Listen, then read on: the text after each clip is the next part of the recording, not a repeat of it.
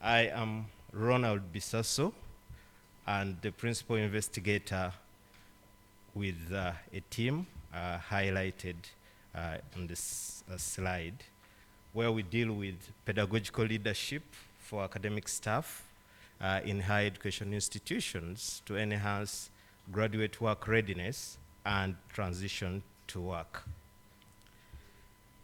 Graduate employability skill deficiency has gained currency. Sometimes we see our graduates holding placards asking what next. And this has been buttressed by information that employers find pre-labor education of our graduates insufficient. But one may also think that perhaps the covenant between education and employment seems broken. And we have seen write-ups like, after university, what next? But there is also some argument that there is a weak link between university training curricula and the employer's expectations. But what do we have as higher education institutions? Our thinking is that I think the academic staff are key stakeholders in ensuring that employability is enhanced. But of recent, we have also read that we do not teach this at the university.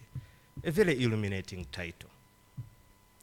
But what do we discover? We discover that pedagogical skills development programs for academic staff barely link disciplinary content and pedagogy to graduate work readiness and transition to work. And this is the pain point. So from the confessions of a university don, we don't teach that at the university. We then sought to get the generous support from the government of Uganda through Makerere University Research and Innovations Fund. We were funded to specifically pay attention to the development of the capacities of staff to embed graduate work readiness and transition to work so that we address the pain point of graduate skill deficiency. I should state that this work was done in a multi-stakeholder dimension. We therefore engaged with the National Council for Higher Education, the National Planning Authority, to find some steps forward to addressing the challenge of graduate work readiness and transition to work. And during this multi-stakeholder partnership, we also paid attention to the areas of excellency within the economy that are based on the National Council for Higher Education Tracer Study of 2019. All this was done in order for us to have a multidimensional understanding of this challenge of graduate and employability. We then, of course, generated project results out of this collaborative engagement to find solutions to this problem. But we must recall that the academic staff are critical in terms of generating the philosophy, in terms of the pedagogy, in terms of the curriculum. And this curriculum should embed the ideals of graduate work readiness, hence this research-directed engagement. We therefore sought to establish the curriculum mapping perspectives. And what clearly emerges is that that weak link is very evident. But most importantly, there is need to strengthen partnerships. We looked at the academic staff competence profile. In this university, a unit was established in 1979, and we certainly looked at the line of argument that how do we then develop capacities of staff? The university invested quite heavily in 2018, but this was on a small scale. And so this project came in to scale up this and also embed graduate work readiness. This is what the academic staff said when we asked them where the challenges were. They indicated that they were less confident that they teach problem solving, but they were able to assess it.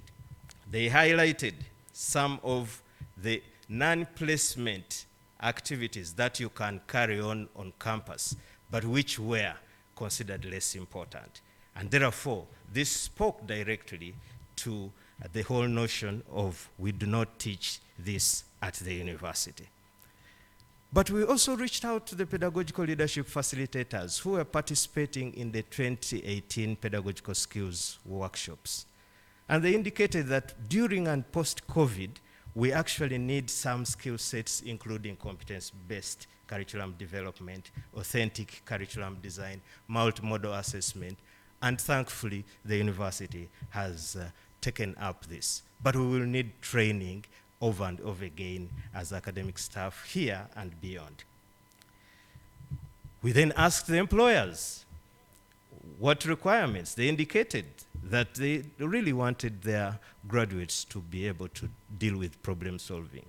But important on this slide, we discover that they expect graduates who can identify personal skills and how they can be deployed. The employers we were dealing with were in the fields of agriculture, engineering, education, and development studies. The graduates expressed their respective attributes.